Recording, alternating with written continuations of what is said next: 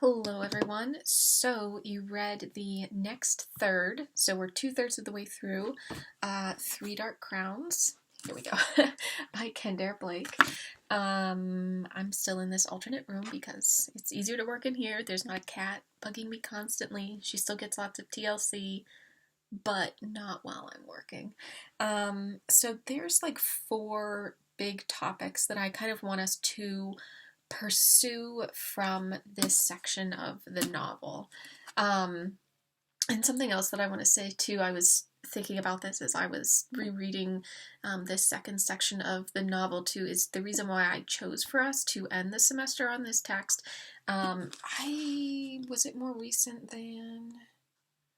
It was more recent, so I think The Girl with All the Gifts was published 2010, or maybe a little bit after that.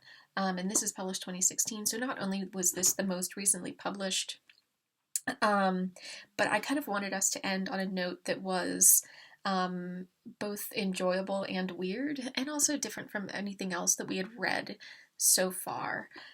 Because in most of the texts that we have read so far, women, in fact, I think in all of the texts that we have read so far, women are not necessarily expected to be leaders. The default leader within the realms of those worlds has still been a man or someone who is at least masculine. We talked about this in relation to Alexandra and how it was really some of her more masculine qualities that perhaps allowed her to be her father's heir and head of the family. But here in Three Dark Crowns, it's like, of course, everybody's just like, yeah, women are leaders. Let's move on with our lives. So it's so naturalized in this book that it's kind of an interesting note to end on. With that in mind, there's some really interesting things that happen in this section of the novel. 2 of the big things that happen are Mirabella is like, fuck the police, and rolls on up out of Rolanth. She ends up meeting Joseph Sandrin, and we see how that all goes down. That is the reason why I said in my last video that I thought you guys might end up becoming really annoyed with her. And Arsinoe gets attacked by a bear. Arsinoe is still my favorite character. She's such a knucklehead. She's fantastic. I'm a sucker for really dumb characters. Okay. So let's talk about the reasons why Mirabella decides, like, I need to get out of Rolanth because I'm being expected to murder my sisters. So let's start with that. Let's go to pages 134 through 135. If I can get there. Okay. So this is right at the beginning of where you started reading in this section. It's like Mirabella's dream, so it's this italic part that I'm going to read. They will come to part us soon, Arsinoe says. She has been in the brush after the berries again. Bright red juice is streaked across her cheek, or perhaps it is a cut from a thorn. Willow won't let us go, says Catherine. I don't want to go. I want to stay here. Mirabella would like to stay there as well. It is a warm day, newly spring. Now and again, when they grow too hot, she calls the wind to prickle their skin and to make Catherine giggle. They're on the far side of the brook, divided from the cottage, and Willow will not cross the water to collect them any more. It is too cold, she says. It makes her old joints ache. Willow won't save you, Arsinoe says. Yes, she will, says Catherine, because I am her favorite. It's you she won't save. I will save you both, Mirabella promises, and runs her fingers through Catherine's long black hair. It is as smooth as satin and shines. Little Catherine, the youngest of the triplets. She has been Mirabella and Arsinoe's treasure since they were old enough to hold her hand. How? Arsinoe asks, and drops cross-legged into the grass. She plucks a flower and rubs the pollen into Catherine's nose until it turns yellow. I'll call thunder to scare them away, Mirabella replies, twisting Catherine's hair into a fat braid, and wind so strong it will blow us up onto the mountain. Arsinoe considers this, her small brow furrowing. She shakes her head. That will never work, she says. We will have to think of something else. So we know that the expectations for the queens on Fenburn is that they're sisters, but their job is to murder each other for the throne. And here, Mirabella realizes that this dream is actually a memory, and it shows us something completely different, which is intense sisterly love. Here we hear that Catherine was Arsinoe and Mirabella's treasure. They loved her deeply and always like took care of her. That Arsinoe has always been, kind of goofy, and that Mirabella has always been powerful. She's the eldest of the triplets, and she has really always seen it as her duty to protect her sisters. And they're trying to like come up with a plan of how are we going to stay together so that we don't get separated. This is apparently something that Arsinoe and Catherine have forgotten because they were so young, but that Mirabella still, even subconsciously in the back of her mind, remembers that, it's not natural necessarily that these sisters would want to kill each other, which seems to be the way in which a lot of people on the island think about the queens, that they're made to kill each other. Here we actually see that there's some kind of deep connection between all of them. And this is something that Mirabella herself starts to realize. And this dream kind of becomes the impetus for her to leave Rolanthe. So just go ahead and turn the page. I'm going to start in the middle of 136, and then I'm going to end at the top of 137 where the break is. So she's talking to she's talking to Luca about the dream. So Luca is the one who's speaking first. It is only something your mind has made up. Perhaps you are nervous. It is not surprising with the quickening drawing near, and with you so haunted by the death of that sacrifice. Rose should never have made you do that ritual. It is not that, Mirabella insists. I did not make it up. You were a child when you last saw your sisters, Luca says gently. Perhaps you have heard stories. Perhaps you remember a little about the cottage and the grounds. I have a very good memory. Queens do not remember these things, Luca says, and takes a sip of tea. Saying so does not make it true. This is really interesting, the way that Mirabella pushes back there. Luca says, this is just the way the queens are, and lots of people on the island have that kind of attitude. This is just the way the queens are. This is just the way that it is. And Mirabella points out, just because we say so, just because that's our tradition, doesn't mean that that's the truth. Luca looks into her cup solemnly. In the orange light of the table's lamp, every line, every furrow in the old woman's face is visible. You will need it to be true, the high priestess says, for it is too cruel otherwise, to force a queen to kill that which she loves, her own sisters, for her to see that which she loves come at her door like wolves seeking her head. When Mirabella is silent, Luca reaches across and covers her hand with her own. Something else that's interesting about this, whereas Natalia has kind of been a not great mother figure to Catherine, Luca is kind of a mother or even grandmotherly figure to Mirabella, and she does love her very deeply, as Luca herself mentions multiple times. But Luca notes that it has to be true that queens do not remember their sisters, or else making them kill each other is just the ultimate cruelty. Something to consider. Wow, Luca, what insight into your own religion. And that's important too, that this is sanctioned by the island because it's seen as key to their religion. And so we might think of a matriarchal society as potentially utopic, but something Kendare Blake is pointing out here is that no matter the type of society, patriarchal, matriarchal, whatever, there's going to be underlying problems. Okay, and then let's go to 164 through 165. I think this is a short little bit. Yes, there's like two little itty-bitty passages. I want to look at the one on 164 first. This is still about Mirabella's love for her sisters. I'm going to start right in the middle of 164. She's talking to Elizabeth and Bree about running away.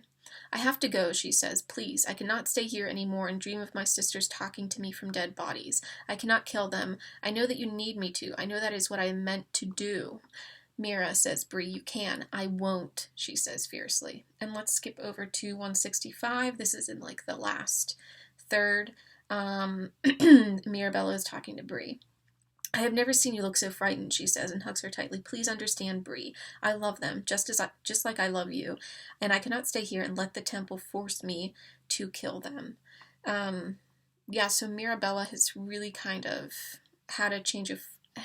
It's not that she's had a change of heart, but it seems like she's finally accepted that just because their religion and their whole society says something, that doesn't mean that she has to do it, that she has to act in that way.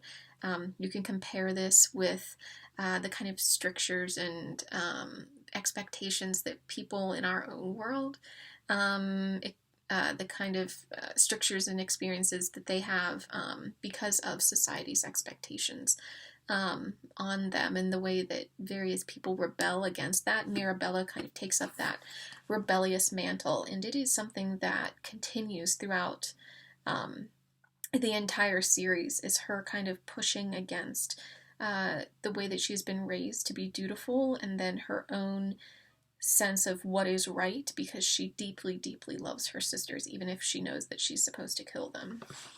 And this becomes the inspiration for Ro and Luca's plan, which is that it's going to be a sacrificial year, which is just, you'll get to see that all unravel later in the novel.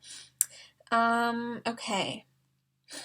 So let's talk about Arsinoe and low magic, because it's just a source of so much chaos in the novel. It's potentially why Joseph and Mirabella end up being intimate together. It causes Arsinoe to get injured. It's just an absolute mess. It'll continue to be a mess through the whole series.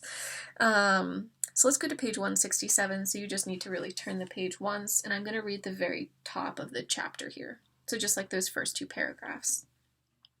Beside the fire, beneath the bent-over tree, Arsinoe's head spins. Madrigal has cut deep into her arm this time to let enough blood to soak through 3 lengths of cord. The cord will keep the blood until they have need of it. And for low magic strong enough to kill another queen, they will need all that Arsinoe can spare. They have not discussed yet what that magic will be, a curse perhaps, or an unlucky charm. It does not matter. All Arsinoe knows is that she grows stronger every day.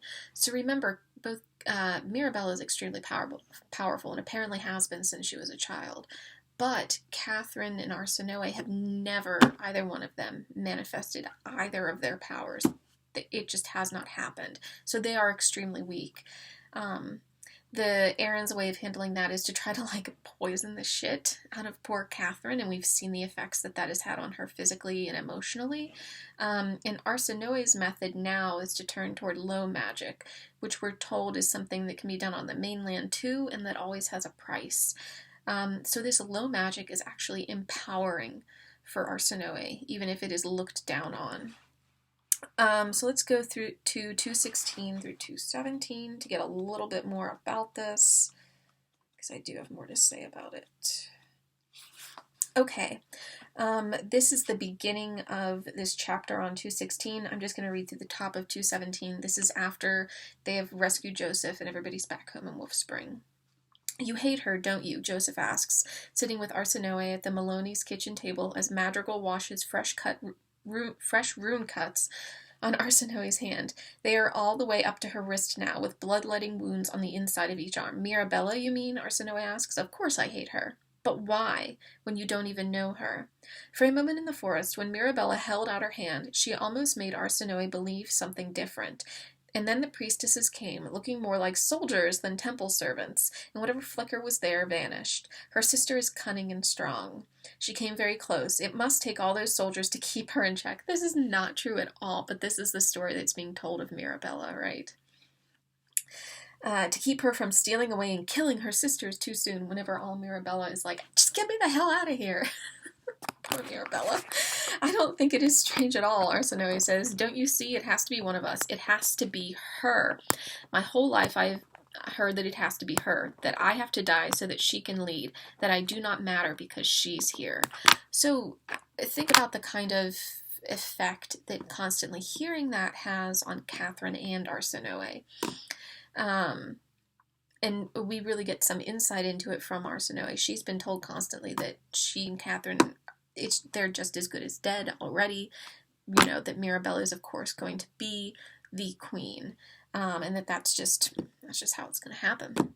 And so Arsinoe says, yeah, I hate her because I've always been told that she's going to kill me. And that I don't matter, that I'm worthless. And here what's interesting is that you have that imagery at the same time that she's saying this of those rune cuts in her hand and then all the way kind of up her arm, or I don't know, maybe they're going along the top. I always imagine them down here on the underside of her arm. The book isn't clear on that, but either way, you have this image of what is a new and a different kind of power for Arsinoe, the only kind of power that she has. It backfires a lot, but it's still something. And so she seems to cling to it as a kind of lifeline, as the only kind of hope that she has, because otherwise she just has to give up herself as dead, right? And finally, on that note, let's go to pages 256 through 257. I know we're jumping around a lot, doing things kind of by topic here. So this is on the from. Why do I have this listed here? I have this listed in the wrong place. Okay, sorry. I have this listed in the wrong place. This goes actually in the next section because I was not paying attention when I wrote. Okay, so we are done talking about Arsinoe's low magic. Sorry about that, you guys. I wrote that down in the wrong column. Let's talk about gender expectations in this novel, because those are kind of interesting. There's a real kind of divide in the book between what is expected of men and women on Fennbirn versus what is expected of men and women on the mainland. And on Fennbirn, because it's a matriarchal society, the gendered expectations are just really, really different. Arsinoe isn't looked down upon for being a tomboy, nor is Mirabella really looked down upon for being more feminine. You know, those kind of masculine and feminine qualities, they aren't quite as rigid as in our own society. Where our own society is more mirrored is actually on the mainland, and so we get to see the gendered expectations of our own world versus that of Fennbirn Island through characters from the mainland, and often in particular from Billy's perspective. I should also note that I really like Billy as a character. If you're not too fond of him in this book and you decide to keep reading the rest of the series, he's a fantastic character. He's a knucklehead. He's a fantastic character. He's such an idiot. Jumping in front of a bear. Okay, let's go to page 146. Can you just imagine? Okay. This is Natalia, and she's thinking about Peter, who is her nephew, and this is kind of in the second half of 146. So Peter blows blonde hair out of his eyes and slumps in his chair. Natalia smiles behind her brandy. He does remind her so much of herself. One day he might even rise to become the head of the family if no suitable daughter comes of age. So again, here we see how leadership functions on Fennbirn. Peter could be a great leader, she notes, because Natalia sees him in herself and she's been a great leader. But he could only do that if a daughter does not come to power. So again, because this is a more matriarchal-driven book, that's the only way that Peter can end up in power, which is a total reverse from the way in which society usually works, at least in our world. Okay, and let's look at the next page. Page 147. This is kind of an awkward conversation. There's so many weird, awkward conversations in this book between Natalia and Peter. I'm going to start with the first full paragraph on page 147. They're discussing Catherine. There is something in Peter's tone that Natalia does not like. He sounds too protective, almost possessive, like of Catherine, and that will not do. How far have you gone? Imagine your aunt asking you that question. She asks, "What do you mean?" "You know what I mean." Sorry, you guys. Just like this conversation. "Teach her all the tricks you like, but you cannot go too far, Peter. Mainlanders are strange. They will want... Sorry, I'm going to make myself cough. They will want her to go into her marriage a maid. Natalia watches him carefully to see if he will wriggle. He seems disappointed, frustrated perhaps, but not afraid. He has still not dared to take that step. Great, Natalia. Thanks for informing us. Are you sure they would not value her skill in the bedroom instead? He asks. Peter. Then he shrugs. I suppose if they do, I can teach her that after they are wed. They're just so cavalier about this. What's interesting, though, is that Natalia says mainlanders are strange. They're going to expect her, because she's a woman, to be, a virgin. So you just have to keep your hands to yourself, Peter. And Peter's like, Wouldn't they prefer it if she was skilled? So you can see how there's these two kind of cultural ideas clashing at this moment in the book, where like sex and intimacy on the island, I mean, it's kind of a big deal. You see that with Jules and Joseph and the whole Mirabella problem, right? Because Joseph cheated on Jules with Mirabella. But in regards of like whether it values or devalues someone, that doesn't really matter. Like Peter's like, wouldn't they prefer if she was more skilled? Like, I can teach her some tricks. It's like, Peter, first off, I don't need to hear about any kind of tricks. You're going to teach Catherine. But second off, it's interesting because for them, a person's value, whether male or female or of another gender, is not determined by whether or not they've had sex. This is completely different, even from today's expectations for people. Women today are still told that they are only valuable if they're, virgins. That's why slut shaming still exists, and there is some of that in this book. We'll get to that in a second. Let's go to page 241.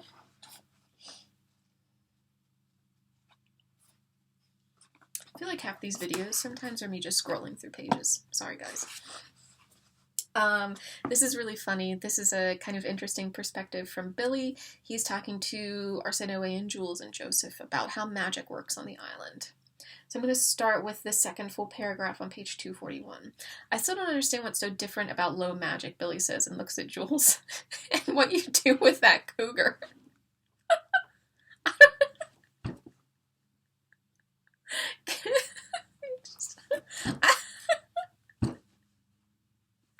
Oh my god, he's so stupid. I don't know what the book is trying to imply there. I don't know if that's supposed to be some kind of weird sexual joke or not. I don't know. I don't get it. I always read it that way though, where it's like, and what you do with that cougar. It's like, what are you suggesting, Billy? Anyway, it is different, Joseph says. Jules's gift belongs to her. Low magic is for anyone. You, me, even back home we could do it. He means on the mainland. But it's dangerous and it's not for queens. Wait, Billy says. You're saying that back home, you and I could have... He makes a twirling motion with his wrist that Arsinoe does not like. Just imagine Arsinoe glaring at him like, ugh. Joseph nods, and after a moment, Billy shrugs. That's not possible, he says, and I can't imagine you doing spells. You're like my own brother. Does it matter? Arsinoe asks. It doesn't, Billy says quickly. I don't know. I know I've met Luke and Ellis and so many other men, but spells? I suppose I thought that spells were still only for girls. So, if, again, think about the mainland as mirroring our own world. The mainland, we know, refers to those with powers on the island as witches. And witches are usually considered female. They're usually, right, if we think again about the Eve-Mary dichotomy, we're going to put them more on the Eve side. They are these sexual whores who have powers that have come from Satan. Like, this is an old, long tradition that has its roots in cultures from, like, Ireland and Scotland and Wales and things like that, and that were brought over to the New World whenever pilgrims came. In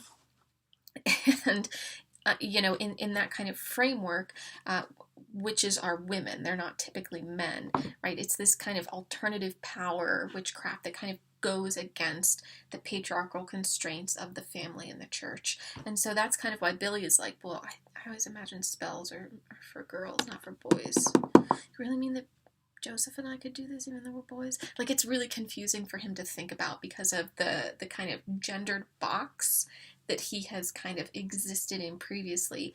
And it's really interesting, too, to kind of trace Billy's journey through the book because of how he is in a culture that is at once so similar to his own, but is also so different in the kind of expectations it places on people. And now I actually want to go to pages 256 through 257. Okay, I'm going to start from the middle of 256 and just at the beginning of 257. This is Billy's father and Natalia having a conversation. In the chair, Chatworth Sr., that is, has a familiar drapey air, as if he owns it. He's in Natalia's house. He's just as handsome and arrogant as he was when they first met all those years ago. She leans down and slides her hand over his shoulder and onto his chest. Don't, he says. Not today. All business, then. I suppose I am disappointed.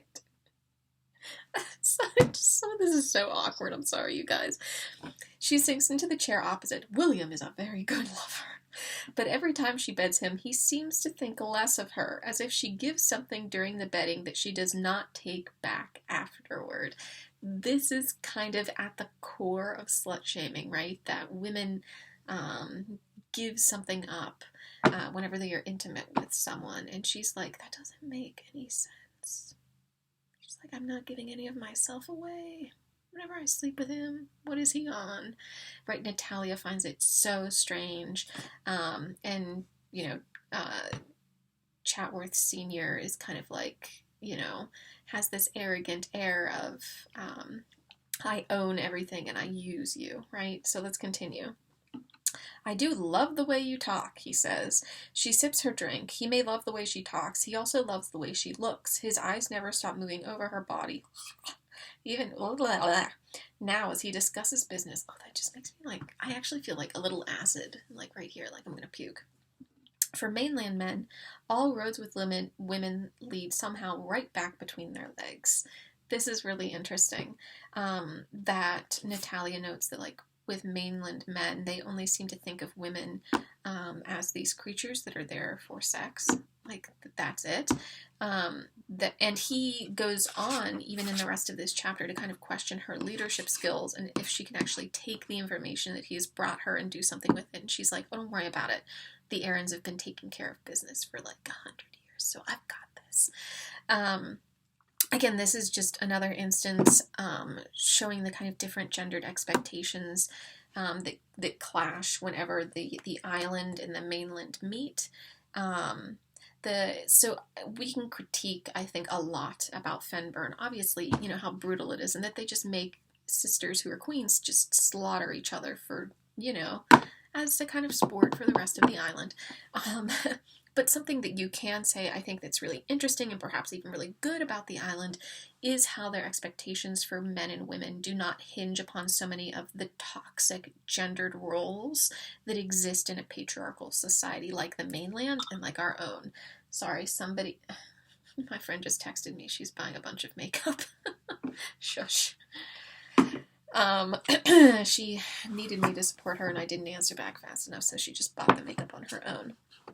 The last thing I want to talk about is the Queen's powerlessness. So let's go to page 231 first.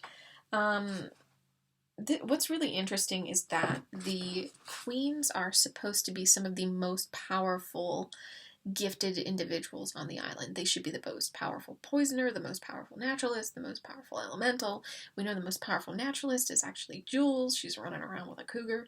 The most powerful elemental is Mirabella, but who's the most powerful poisoner? Perhaps Natalia.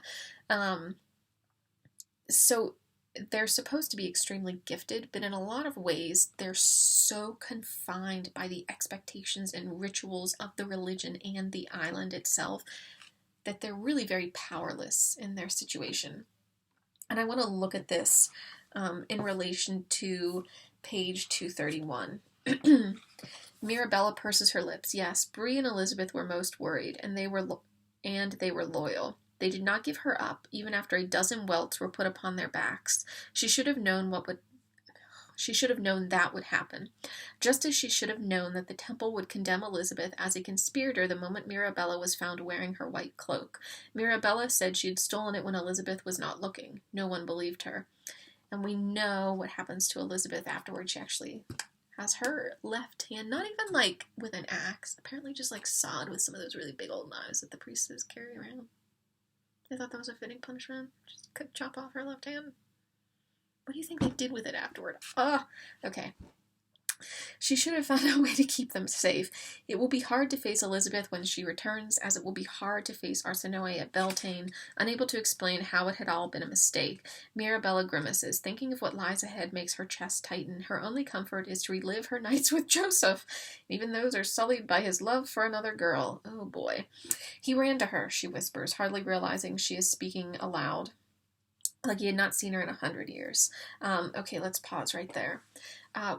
What Mirabella is kind of thinking through here is how desperate she was to flee, how powerless she was to take her own fate into her hands and to actually escape, and how powerless she actually was to protect Bree and Elizabeth, who were essentially tortured, so that information could be gotten from them on where Mirabella had gone. They didn't end up giving her up, but they were tortured to try to get the information. And you would think, like, friends of the queen and the queen herself would be able to decide her own fate and that of everybody around her. That's just not true in the world of Fennbirn. These queens do not seem to be absolute monarchs. By an absolute monarch, I mean someone who is like the kings and queens of England of old, like Henry VIII, Elizabeth I, etc., etc. Those were pretty much absolute monarchs. Power to do essentially anything rested with the monarch to decree laws, to choose who lived and who died. Queen Elizabeth was really famous for hindering or encouraging certain marriages, even. Like, she would match people up because she saw that as her right to do that, whether people wanted to be together or not. And here, the queens of Fennbirn don't really have that kind of absolute power. They really are kind of trapped by what society dictates for them. And that's why Luca, earlier in the novel, says, you know, if Mirabella learns to buck, is the word she uses, then they're all going to be in trouble. Mirabella is kind of learning to buck like a horse, is what Luca is saying. She's learning to rebel against those expectations that the island and their culture and religion have set for these queens. And that essentially kind of becomes the core of the rest of this novel and all of the subsequent ones in the series. How the three queens end up working within and against the constraints that are put on them as queens, and especially how Mirabella's love for her sisters just makes everything go haywire. In case you haven't realized, things are not going to go as the island plans, or things are not going to be business as usual. Wait until you read about the quickening and everything. That is just craziness. So that is all that I want to talk about for today. I hope you continue to enjoy reading Three Dark Crowns. Again, this is our last novel. So we have this class, and then we have a class on Thursday, and then we're going to have, I think, a live Zoom class that I will record for anybody who can't see it live, so next Tuesday, and then we're done. Yeah. And I will be providing you guys with more info about the final. I have most of it written, but there's still a little bit I need to work on with it. So, and I really don't think it'll be too hard. I think you guys will be okay. All right, that's it. I hope you guys have a great day. Bye.